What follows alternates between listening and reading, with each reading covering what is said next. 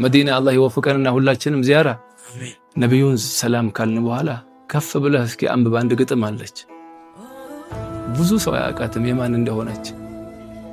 ሰላም አለይከ ያ ሰይዲ ያ ረሱላህ ካልክ በኋላ ከላይ ያት እስኪ ግጥም አለች። የማን ግጥም ናት? አላ የላ ቢነظር አላለም ቅድም ሀበሻ ሁሉ ያውቃታል አለች። ኢማም አልሐዳድ እኮ ግጥም ናት እቺ አላ የላ ቢነظር። ስለ ነብዩ የተናገሩት አለ ኢማም አልሐዳድ ነብዩን ዐዚሙን ኹልቁሁ الخلق الذي له عظم الرحمن في سيد الكتب ትላለች።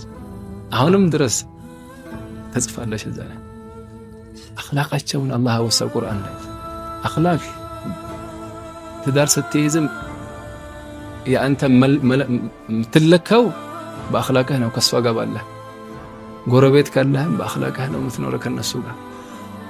ዱንያ ላይ ስራ ቦታም በአኽላቅ ነው። ለዚህ ነው አኺራ ላይ እኮ ሚዛን እንደሚመዝነው አኽላቅ አይደል እንዴ?